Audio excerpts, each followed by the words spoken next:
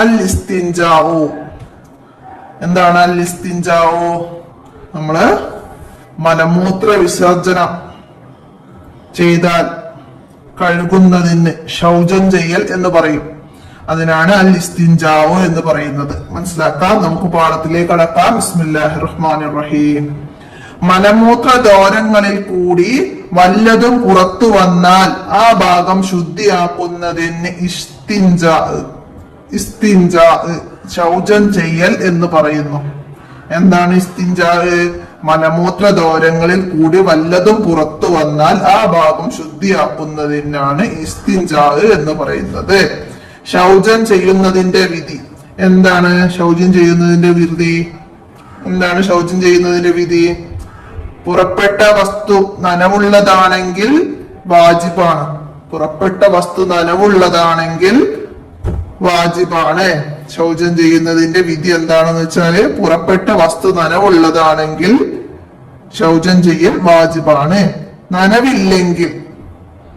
നനവില്ലാത്തൊരു വസ്തുവാണ് പുറപ്പെട്ടതെങ്കിൽ അവിടെ വിധി സുന്നത്താണ്. കാറ്റാണെങ്കിൽ മലമൂത്ര ദ്വാരങ്ങൾ കൂടി കാറ്റ്, ഗ്യാസ് അങ്ങനെയാണെങ്കിൽ എന്താണ്? അവിടെ ശൗചം ചെയ്യൽ കറാഹത്താണ്. അപ്പം ശൗചം ചെയ്യൽ കറാഹത്താണ് എപ്പോൾ? അങ്ങനെ ചോദ്യം വന്നാൽ എന്താ ചെയ്താ? മലമൂത്ര ദ്വാരങ്ങളിൽ കൂടി കാറ്റാണ് പുറപ്പെട്ടതെങ്കിൽ അവിടെ ശൗചം ചെയ്യൽ കറാഹത്താണ്. അതുപോലെ മലമൂത്ര ദ്വാരങ്ങളിൽ കൂടി നനവില്ലാത്ത വല്ലതും പുറത്തു വന്നാൽ ശൗചം ചെയ്യുന്നതിന്റെ വിധി എന്ത്? അവിടെ സുന്നത്താണ്. ശൗചം ചെയ്യൽ സുന്നത്താണ് എപ്പോൾ?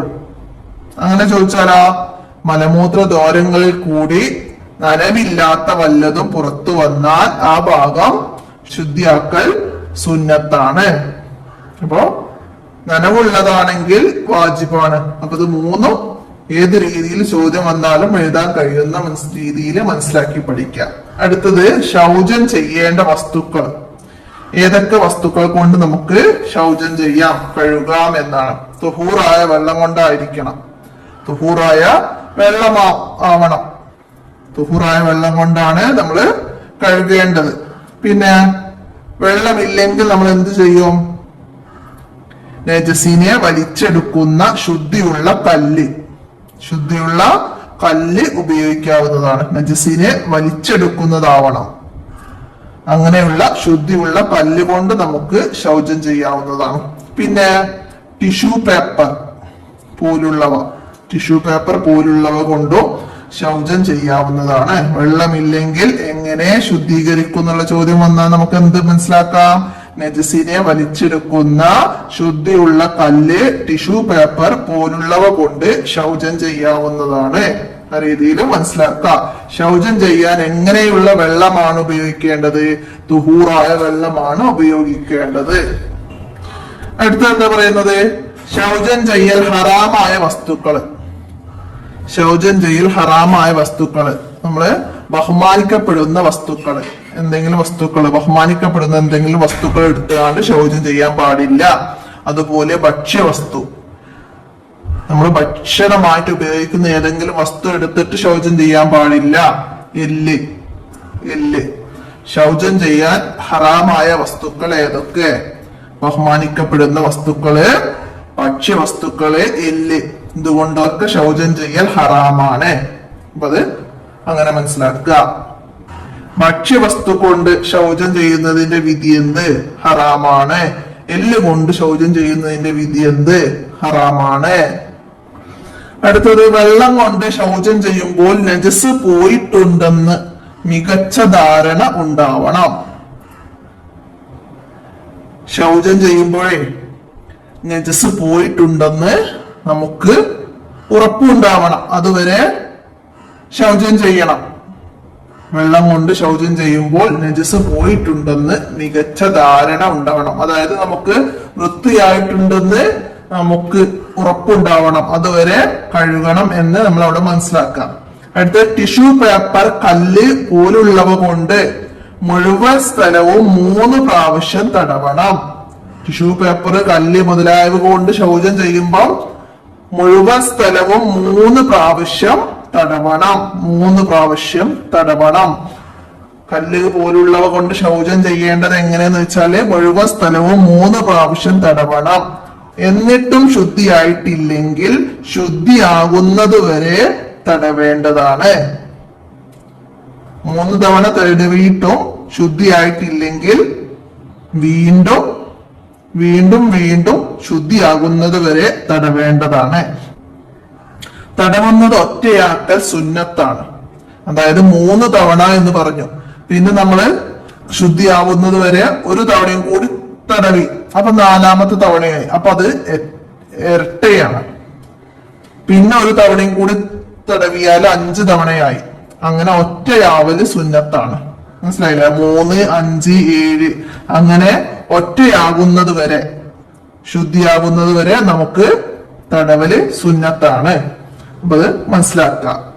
കല്ല് ടിഷ്യൂ പേപ്പർ കൊണ്ട് ശുദ്ധിയാക്കുമ്പോൾ സുന്നത്താണ് എന്ത്? തടവൽ. ഒറ്റയാക്കൽ സുന്നത്താണ്.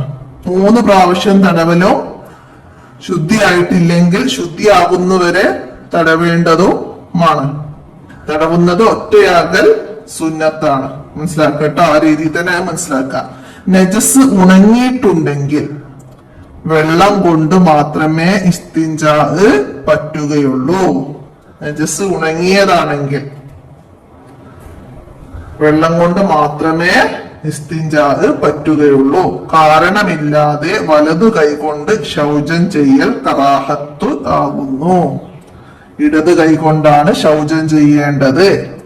അതായത് ഇടത് കൈകൊണ്ട് കഴുകാൻ വല്ല ബുദ്ധിമുട്ടുമുള്ളവർ, എന്തെങ്കിലും അസുഖം കാരണം ബാൻഡേജ് ഒക്കെ ഇട്ടിട്ട് എന്തെങ്കിലും ബുദ്ധിമുട്ടൊക്കെ ഉണ്ടെങ്കിൽ അവർക്ക് വലത് കൈകൊണ്ട് ശൗചം ചെയ്യാവുന്നതാണ്. കാരണമില്ലാതെ വലത് കൈകൊണ്ട് ശൗചം ചെയ്യൽ കറാഹത്താണ്.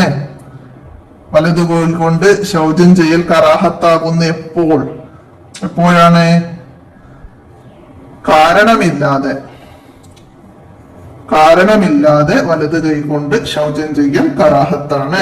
നജസ് ഉണങ്ങിയിട്ടുണ്ടെങ്കിൽ എങ്ങനെയാണ് ഇസ്തിൻജാവ് ചെയ്യേണ്ടത്?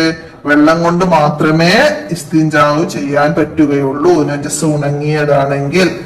ഉണങ്ങാത്ത നനവുള്ള നജസ് ആണെങ്കിൽ, വെള്ളമില്ലെങ്കിൽ, തുഹൂറായ വെള്ളമില്ലെങ്കിൽ കല്ല്, ടിഷ്യൂ പേപ്പർ മുതലായവ കൊണ്ട് ശൗചം ചെയ്യാവുന്നതാണ്. മുഴുവൻ സ്ഥലവും 3 പ്രാവശ്യം തടവണം. എന്നിട്ടും ശുദ്ധിയായിട്ടില്ലെങ്കിൽ ശുദ്ധിയാവുന്നത് വരെ തടവേണ്ടതാണ്. തടവുന്നത് ഒറ്റയാക്കലും സുന്നത്താണ്. പ്രത്യേകം മനസ്സിലാക്കി പഠിക്കുക. ഇസ്തിൻജാഇന് ശേഷം ചൊല്ലൽ സുന്നത്തുള്ളത് അല്ലാഹുമ്മ തഹ്ഹിർ ഖൽബി മിനൻ നിഫാഖി വഹസ്സിൻ ഫർജി മിനൽ ഫവാഹിഷി. നമ്മൾ ഇസ്തിൻജാ കഴുകിയതിനു ശേഷം, മലമൂത്ര വിസർജനം ചെയ്ത് കഴുകിയതിനു ശേഷം ചൊല്ലൽ സുന്നത്തുള്ള ദിക്റാണ് എന്ത്? അല്ലാഹുമ്മ തഹ്ഹിർ ഖൽബി മിനൻ നിഫാഖി വഹസ്സിൻ ഫർജി മിനൽ ഫവാഹിഷി. വിട്ട ഭാഗം പൂരിപ്പിക്കാൻ വരും. പഠിക്കുക. എന്താ അതിന്റെ അർത്ഥം വരുന്നത്? അല്ലാഹുവേ, എന്റെ ഹൃദയം കാപട്യത്തിൽ നിന്ന് ശുദ്ധിയാക്കുകയും മുഖ്യസ്ഥാനം നീച പ്രവർത്തികളിൽ നിന്ന് സംരക്ഷിക്കുകയും ചെയ്യണമേ. അപ്പൊ ശൗചം ചെയ്തതിനു ശേഷം സുന്നത്തുള്ള ദിക്ർ ഏത് എന്ന് ചോദിച്ചാൽ നമുക്കത് എഴുതാൻ കഴിയണം. മനസ്സിലാക്കി പഠിക്കാം. നമുക്ക് അതിന്റെ ഭാഗത്ത് നോക്കിയാലോ. ഇസ്തിൻജാ എന്നാൽ എന്ത്? ഇസ്തിൻജാ എന്നാൽ എന്താണ്? മലമൂത്ര ദ്വാരങ്ങളിൽ കൂടി വല്ലതും പുറത്തു വന്നാൽ ആ ഭാഗം ശുദ്ധിയാക്കുന്നതിന് ഇസ്തിൻജാ എന്ന് പറയുന്നു. ഇസ്തിൻജാ ശൗചം ചെയ്യൽ. മനസ്സിലാക്കുക. ഇസ്തിൻജാ ഏതുകൊണ്ടെല്ലാം ശൗചം ചെയ്യാം? ഏതൊക്കെ വസ്തുക്കൾ കൊണ്ടൊക്കെ ശൗചം ചെയ്യാന്നാണ്. എന്തൊക്കെ എഴുതാം? തഹൂറായ വെള്ളം കൊണ്ട്, നജസിനെ വലിച്ചെടുക്കുന്ന ശുദ്ധിയുള്ള കല്ല്, ടിഷ്യൂ പേപ്പർ പോലെയുള്ളവ കൊണ്ട് ശൗചം ചെയ്യാവുന്നതാണ്. അടുത്ത 3ാമത്തത് ഇസ്തിൻജാ ഹറാമായ വസ്തുക്കൾ ഏതെല്ലാം? ഇസ്തിൻജാ ശൗചം ചെയ്യാൻ ഉപയോഗിക്കാൻ പാടില്ലാത്ത വസ്തുക്കൾ, ഹറാമായ വസ്തുക്കൾ ഏതൊക്കെയാണെന്നാണ്. ഏതൊക്കെയാണ്? ബഹുമാനിക്കപ്പെടുന്ന വസ്തുക്കൾ, ഭക്ഷ്യവസ്തുക്കൾ, എല്ല്. ബഹുമാനിക്കപ്പെടുന്ന വസ്തുക്കൾ, ഭക്ഷ്യവസ്തുക്കൾ, എല്ല് മുതലായവ കൊണ്ട് ശൗചം ചെയ്യൽ ഹറാമാണ്. മനസ്സിലാക്കുക. അടുത്തത് ശൗചം ചെയ്യുന്നതിന്റെ വിധി പറയാനാണ്. പുറപ്പെട്ട വസ്തു കാറ്റാണെങ്കിൽ കറാഹത്താണ്, ശൗചം ചെയ്യൽ കറാഹത്താണ്. നനവുള്ള നജസാണെങ്കിൽ എന്താണ്? ശൗചം ചെയ്യൽ വാജിബാണ്. നനവുള്ള നജസാണെങ്കിൽ ശൗചം ചെയ്യൽ വാജിബാണ്. നനവില്ലെങ്കിൽ ശൗചം ചെയ്യൽ സുന്നത്താണ്. കാറ്റാണെങ്കിൽ കറാഹത്ത്, നനവുള്ളതാണെങ്കിൽ വാജിബ്, നനവില്ലെങ്കിൽ സുന്നത്ത്. മനസ്സിലാക്കാം. ഭക്ഷ്യവസ്തു കൊണ്ട് ശൗചം ചെയ്യൽ എന്താണ്? ഹറാമാണ്. ഭക്ഷ്യവസ്തു കൊണ്ട് ശൗചം ചെയ്യൽ ഹറാമാണ്. വലത് കൈ കൊണ്ട് ശൗചം ചെയ്യൽ കറാഹത്താണ്. വലത് കൈ കൊണ്ട് ശൗചം ചെയ്യൽ കറാഹത്താണ്. അതൊക്കെ മനസ്സിലാക്കി പഠിക്കാം. തിരിച്ചു ചോദ്യം വരാം. മനസ്സിലായില്ല? ഞാൻ പാഠം എടുക്കുമ്പോ ഞാൻ പറഞ്ഞിരുന്നു ശൗചം ചെയ്യൽ സുന്നത്താണ് എപ്പോൾ?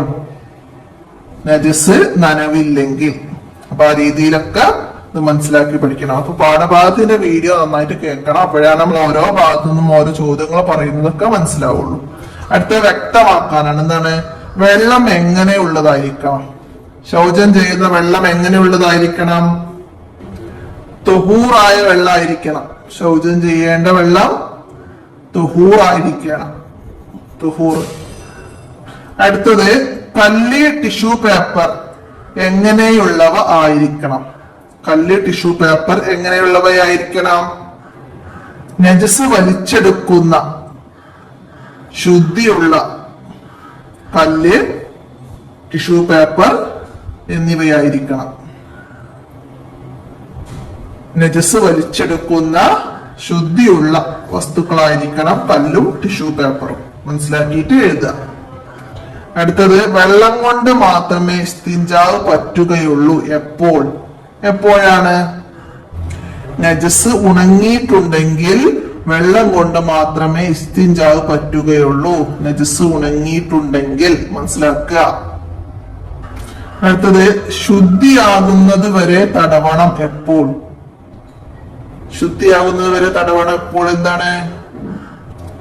ടിഷ്യൂ പേപ്പർ, കല്ല് പോലുള്ളവ കൊണ്ട് മുഴുവൻ സ്ഥലങ്ങളും 3 പ്രാവശ്യം തടവണം. എന്നിട്ടും ശുദ്ധിയായിട്ടില്ലെങ്കിൽ ശുദ്ധിയാകുന്നത് വരെ തടവേണ്ടതാണ്. മനസ്സിലാക്കട്ടോ. ടിഷ്യൂ പേപ്പർ, കല്ല് മുതലായവ കൊണ്ട് മുഴുവൻ സ്ഥലങ്ങളും 3 പ്രാവശ്യം തടവണം. എന്നിട്ടും ശുദ്ധിയായിട്ടില്ലെങ്കിൽ ശുദ്ധിയാവുന്നത് വരെ തടവേണ്ടതാണ്. അടുത്തത് എന്താണ്? അർത്ഥസഹിതം പൂർത്തിയാക്കാം. അല്ലാഹുമ്മ ത്വഹിർ ഖൽബി.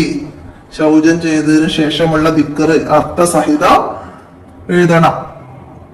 അല്ലാഹുമ്മ ത്വഹിർ ഖൽബി മിനൻ നിഫാഖി വഹസ്സിൻ ഫർജി മിനൽ ഫവാഹിഷി. അല്ലാഹുവേ, എന്റെ ഹൃദയം കാപട്യത്തിൽ നിന്ന് ശുദ്ധിയാക്കുകയും ഗുഹ്യസ്ഥാനം നീച പ്രവർത്തികളിൽ നിന്ന് സംരക്ഷിക്കുകയും ചെയ്യണമേ എന്നാണ്.